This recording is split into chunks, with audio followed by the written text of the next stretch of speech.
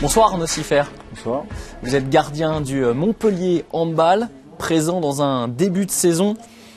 Comment vous le jugez d'ailleurs ce début de saison? Montpellier en embuscade à la 3e place du championnat derrière Paris et Dunkerque. Un bon début de saison? On a eu un début de saison chargé. Il y a eu déjà cette première échéance avec le match de qualification pour la Ligue des Champions, qui n'a pas forcément été le meilleur moment pour nous de ce début de saison parce que voilà, on est tombé sur une très très bonne équipe polonaise et on n'a pas réussi à se qualifier pour la Ligue des Champions cette saison. Après le championnat, on a lancé les choses assez correctement jusqu'à perdre à Paris, ce qui n'est pas forcément un gros déshonneur, mais c'était un match important pour nous. On espérait rapporter quelque chose de ce match-là, mais bon, on a quand même bien figuré sur cette rencontre. Et après, on s'est un petit peu pris les pieds dans le tapis à domicile contre une valeureuse équipe de Cesson. Donc, il y a eu du haut, il y a eu du bas. Mais par contre, depuis ces 2 défaites, on a bien remis les choses au point et on a beaucoup discuté. On a essayé de changer un peu d'état d'esprit. Et depuis, j'ai l'impression que la machine est bien partie et on espère continuer à naviguer à ce rythme-là.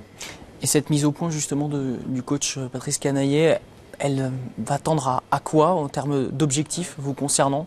Quel est le discours? Non, les objectifs n'ont pas forcément évolué depuis ce moment-là, mais Montpellier est une équipe qui a l'habitude de remporter des titres, qui a le plus gros palmarès du handball français, donc on peut pas imaginer ne pas avoir comme ambition de rapporter d'autres titres. Donc on va jouer toutes les compétitions à fond, que ce soit en France, les coupes nationales ou la Coupe d'Europe, parce que ça reste aussi un beau challenge, cette Coupe de l'EHF qui va être un grand rendez-vous de la deuxième partie de saison.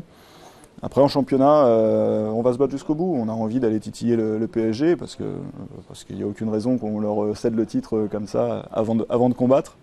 Et de toute façon, le premier objectif, le minimum syndical, j'ai envie de dire, ça serait de se qualifier pour la Ligue des Champions. Parce que, voilà, sans parler d'objectif du club, les joueurs entre nous déjà, ne pas la jouer cette année, c'est une grosse frustration. Et on la voit se dérouler sans nous et c'est compliqué à admettre. Donc on a vraiment envie d'y retourner très rapidement. Alors vous, justement, vous avez intégré ce groupe à l'intersaison, un groupe qui, a-t-on dit, a été marqué par les événements de l'année dernière, ces histoires de paris suspects, évidemment, pas de Ligue des Champions. Est-ce que vous avez retrouvé un groupe meurtri cette année? Ça reste une grosse équipe, on le voit, et c'est vrai que mon arrivée, c'était surtout ça, c'était me dire comment je vais me faire ma place là-dedans, et en fait le groupe est très très sain, ça a été facile de s'intégrer. Et je sens pas le groupe marqué par tout ça. Par contre, c'est une grosse volonté de la part de tout le monde, de l'entourage, des joueurs, de passer à autre chose, de dire voilà, ça c'est derrière nous, il y a des choses qui ont peut-être été faites, de toute façon, ça y est, on a payé le prix, et maintenant il faut vraiment qu'on passe à autre chose. Et donc forcément, comme à chaque nouveau cycle, ça tâtonne un petit peu au début, donc on en revient à ce que je disais tout à l'heure sur les résultats. Il y a eu des hauts et des bas, mais voilà, il y a un gros potentiel dans ce groupe, et ça va rouler.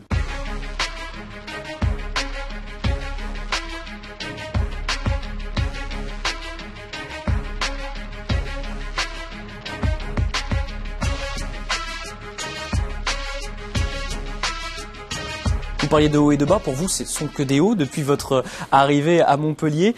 Vous arrivez, on va rappeler quand même un petit peu les circonstances, vous arrivez en tant que numéro 2 pour pallier la blessure de Michael Robin. Et puis c'est Thierry Omeyer qui se blesse au coude et vous devez suppléer le double champion olympique dans les cages de Montpellier. Une vitrine alors que vous deviez jouer un rôle de l'ombre et une vitrine sans précédent pour vous. C'est assez incroyable. Ouais, c'est incroyable. C'est pas forcément quelque chose de souhaité ou de provoqué.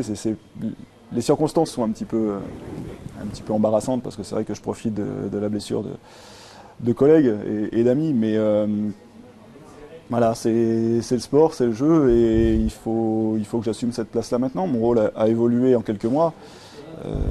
Ça a déjà été le cas par le passé dans mes clubs précédents, mais c'est vrai qu'à Montpellier, tout prend beaucoup plus de lumière et d'importance. Donc voilà, moi je profite un maximum, je m'éclate sur le terrain, je m'éclate dans ce groupe.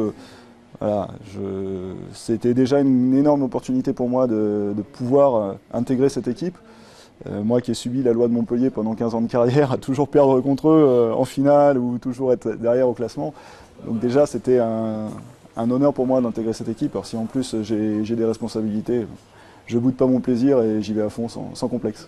Alors c'est cette expérience justement du haut niveau qui fait qu'aujourd'hui vous avez pris un recul par rapport à vos performances, parce que vous le dites entre les lignes, il y a une sacrée pression quand même. Déjà d'évoluer à Montpellier, de prendre l'intérim d'un gardien qui a tout gagné. Et vous réalisez quasiment vos meilleures stats depuis un an. C'était déjà le cas en deuxième partie de saison avec Nantes. Mais vous surfez sur cette vague. Ouais, bah c'est sûr que l'expérience et l'âge aident un petit peu à tout ça, à prendre du recul et à relativiser les choses. Et puis surtout, voilà, les difficultés que j'ai pu rencontrer à Nantes et puis les opportunités qui se sont présentées à moi ces derniers temps. On rappelle que vous aviez pas été prolongé, vous l'aviez appris au milieu de saison de l'année dernière par Nantes. Même, il me restait encore un an de contrat à Nantes et on m'avait fait comprendre que si je voulais aller voir ailleurs, je pouvais. Donc bon, c'est jamais agréable, c'est sûr, mais ça fait partie du jeu aussi. C'est sport de haut niveau. Les places sont chères, on le sait, il faut se battre pour les conserver. Donc bon, ça n'a pas été facile à accepter, mais je l'ai accepté et surtout, ça m'a fait prendre conscience qu'il fallait que je profite un maximum de ce qui s'offrait à moi. Parce que cette annonce de Nantes est survenue 3 jours avant la blessure de l'autre gardien de l'époque. Et voilà, donc j'ai été à la fois mis un petit peu à l'écart et d'un autre côté, j'étais obligé d'assumer tout seul le poste. Et ce paradoxe-là m'a fait prendre conscience de beaucoup de choses. Et c'est vrai que depuis, je me prends beaucoup moins la tête et je profite un maximum.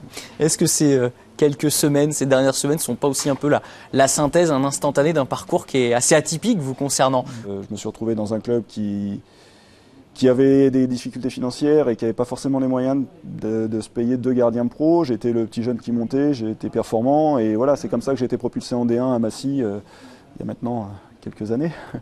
Et à partir de là, tout s'est enchaîné. J'ai pu intégrer le PSG Handball par la suite. Après, j'ai fait des choix de carrière, des choix de club qui m'ont toujours mis dans des rôles prépondérants, j'ai envie de dire.